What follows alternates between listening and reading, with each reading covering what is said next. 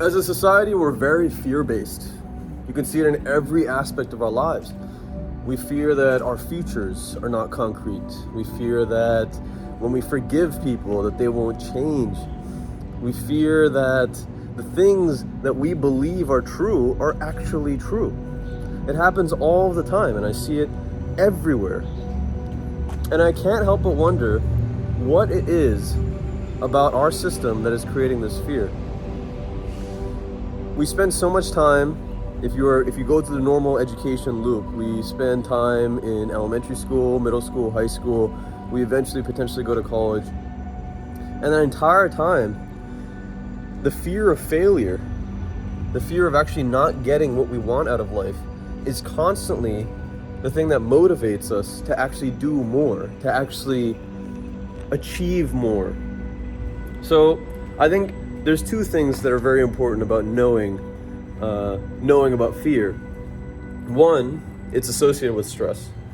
And stress can actually be a phenomenal motivator. But two, it's terrible for your mental health if you hang on to it. So how do we break out of this kind of fear cycle? And how do we find the aspects of our life that we are fearful for that actually aren't all that rational? The first step is knowing where we want to go. And I harp on this in every single one of my videos, more or less. Knowing where we want to go is going to be the most important deterrent for fear. Because if we set a good enough plan in place, we must believe that regardless of what comes by, regardless of the things that we had wrong, we will still prosper. Now, setting a plan is a difficult thing, sure. It takes a lot of thought, it takes a lot of foresight, and it takes a lot of input from people that are wiser than us in order to make a concrete plan that actually will work regardless of recessions, regardless of changes in family situations, and the people that are around us. So setting a plan is super important. Now, if you're younger, if you're below the age of 25, I'd say, it's difficult to know enough information to have a valuable plan. If you're lucky enough to have educated yourself in more than just the social graces, which are enough on their own, in terms of financial, in terms of what it means to be well positioned, in terms of the philosophy required to live a happy life, then good for you. If you're young enough and you've done that, continue. And hopefully this video will help you out, deal with some of those fears that you're going to have to tackle when it comes to taking bigger steps in your career and in your life. So fear is mitigated by planning, but also fear, in my experience, has been mitigated by a sense of things that are a little bit bigger than what we are.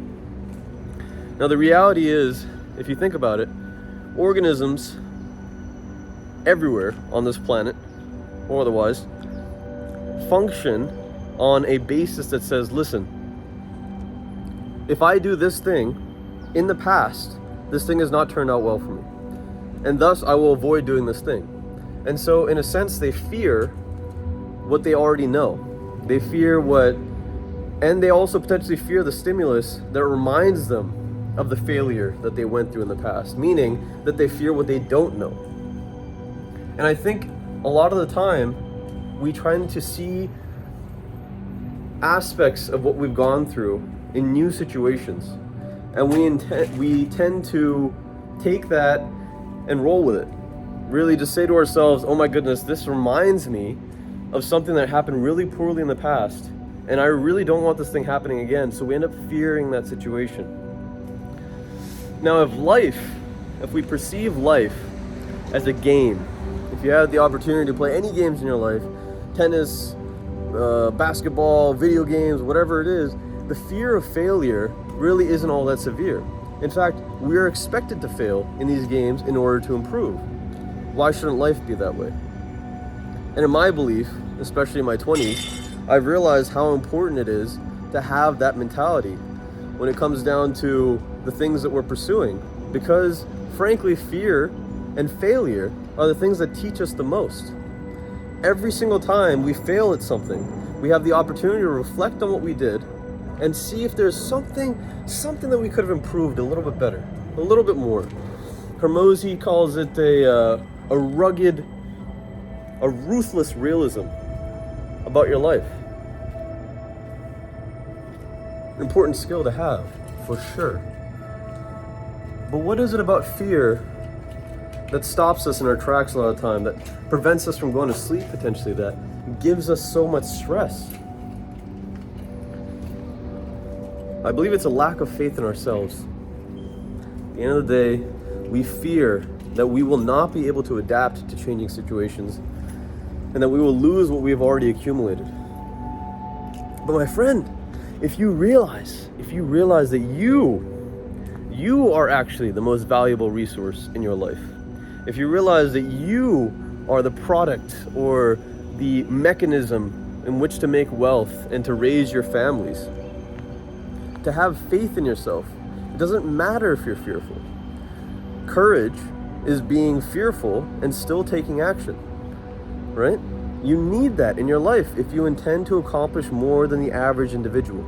And the average individual to me is someone that doesn't particularly have a steadfast goal in their life, someone that doesn't particularly have the social network to go and utilize the resources that they need to grow, and someone potentially that doesn't even have the bare necessity of knowing themselves enough to know what they need to do in a given day to make themselves genuinely feel like they're complete as a person.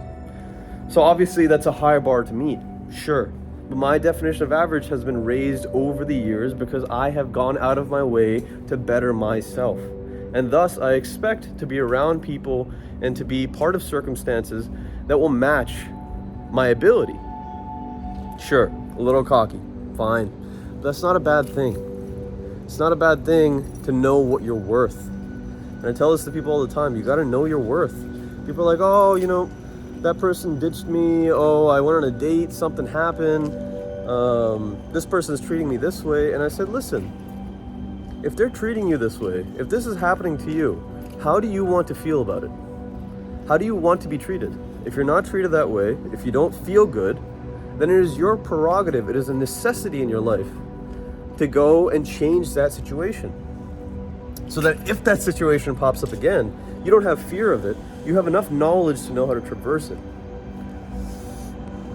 But the society is baked in it.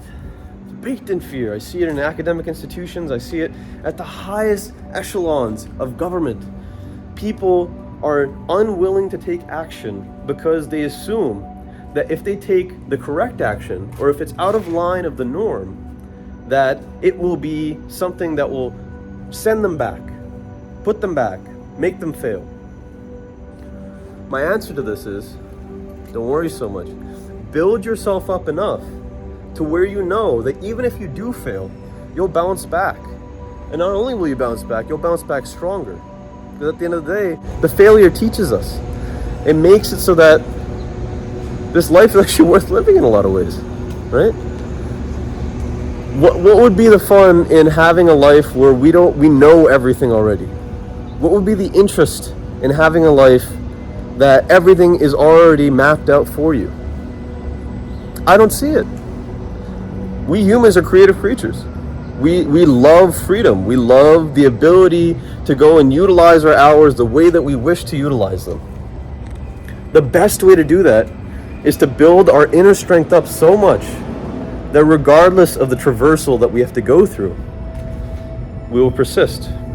So my solution to fear is constantly think about the things that you're doing in a given day and build yourself up for situations where you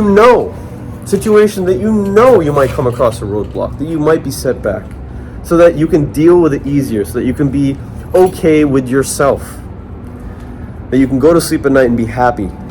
Build yourself up. Have a plan.